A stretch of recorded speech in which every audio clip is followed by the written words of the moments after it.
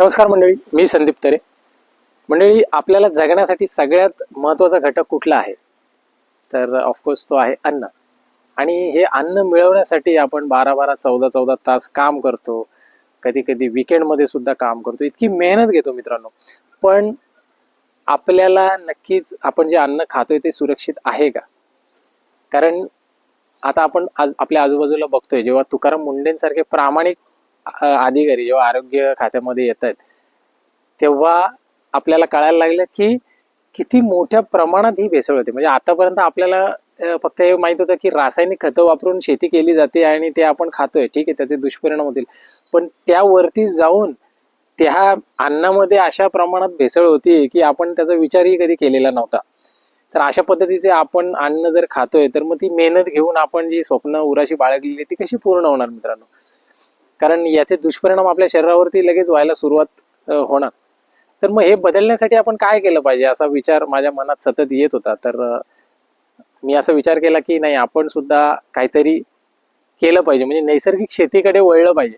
म्हणजे मी शेती करायचो, पण छोट्या प्रमाणामध्ये, म्हणजे थोडेसे कुठे भाज्या लावल्या, हिरव्या पालेभाज्या लावल्या आणि त्या खाण्यापुरत्या. त्या पण कधी येत होत्या, नाही होत्या. तर ते एवढा विचार मी कधी केला नव्हता. पण नाही, आता मी असा विचार केला की नाही, आपण थोड्या मोठ्या प्रमाणामध्ये केलं पाहिजे, जेणेकरून आपल्या घरच्यांना तर मिळेल, आपल्या घरी येणाऱ्या नातेवाईकांना पण मिळेल, आणि माझ्या नेचरस्वे फार्मस्टे वरती येणारे जे गेस्ट आहेत त्यांना सुद्धा जर मी का माझ्या शेतातलं देऊ शकलो, तर ती माझ्यासाठी मोठी अचिव्हमेंट असेल. तर तो विचार करून मी असा निर्णय घेतलेला आहे. तर याच्यामध्ये मी सक्सेस होईल नाही होईल माहीत नाही, पण मी प्रयत्न चालू ठेवणार आहे आणि पूर्णपणे नैसर्गिक शेती मी करणार आहे. आता मी ही व्हिडिओ सिरीज बनवत राहील. त्याच्यामध्ये जे जे मी आता करत चाललेलो आहे ते मी दर महिन्याला असो किंवा वीकली असो असे मी व्हिडिओ बनवून टाकत जाईल. तो प्रोग्रेस तुम्हाला दाखवत जाईल. तुमच्यामध्ये पण जे कोणी असतील एक्सपर्ट, त्यांनी कमेंट करून नक्कीच मला प्रोत्साहन द्या आणि मला सुद्धा सजेस्ट करा की अजून काय केलं पाहिजे त्याच्यामध्ये. मी सुद्धा काही आमच्या भागातले एक्सपर्ट शेतकरी त्यांचा सुद्धा मी सल्ला घेतोय आणि त्याप्रमाणे मी त्यांच्या मार्गदर्शनाखाली जायचा प्रयत्न करतोय. काही व्हिडिओज आहेत, आपल्या या देशामध्ये कितीतरी शेतकरी आहेत की जे नैसर्गिक पद्धतीने शेती करतायत आणि त्यांचे व्हिडिओ सुद्धा अवेलेबल आहेत. तर ते पण बघून मी आता प्रयत्न करतोय की नाही, आपण आता काहीतरी बदल नक्कीच केला पाहिजे. तर त्याप्रमाणे पहिली स्टेप मी काय उचललेली आहे की ही जी 10-12 गुंठेची माझी जी त्यामध्ये पहिल्यांदा मी शेणखत आणून टाकलं. ते शेणखत टाकल्यानंतर मी ट्रॅक्टर फिरवला. पूर्णपणे ट्रॅक्टर फिरवल्यानंतर जी मोठी मोठी ढेकळं राहिली, ती ढेकळं फोडण्यासाठी रोटावेटर नावाचं एक यंत्र आहे. ट्रॅक्टरप्रमाणेच ते काम करतं, पण ते त्या ढेकळांना फोडून ती माती बारीक करण्याचं काम करतं. तर तो रोटावेटर चालवला, तो बघून घ्या.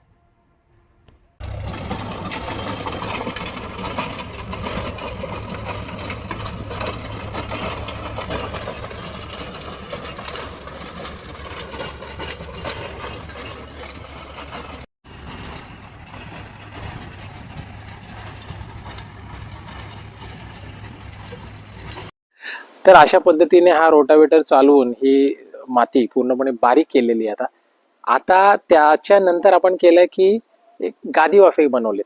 ते गादी वाफे कसे आहेत ते तुम्ही बघून घ्या. म्हणजे 5-5 फूट रुंदीचे असे गादी वाफे आहेत, तुम्ही बघू शकता, आणि 1.5 ते 2 फूट हाईट त्याची घेतलेली आहे. तर अशा पद्धतीचे हे मी 4 मोठे गादी वाफे बनवलेले आहेत. तिकडे सुद्धा छोटे गादी वाफे बनवलेले आहेत. आता याच्यामध्ये आपल्याला भाज्या लावायच्या आहेत. आता त्या भाज्या कशा पद्धतीने लावायच्या आहेत, कुठल्या लावायच्या आहेत, आता थोड्या दिवसामध्ये पाऊस सुद्धा चालू होणार आहे. तर त्या भाज्या कशा पद्धतीने आपल्याला लावायच्या, तर ते सगळं मी हळूहळू तुम्हाला या व्हिडिओ सिरीजच्या माध्यमातून दाखवत जाईल आणि नक्कीच तुम्ही माझ्यासोबत जोडलेले राहाल. धन्यवाद.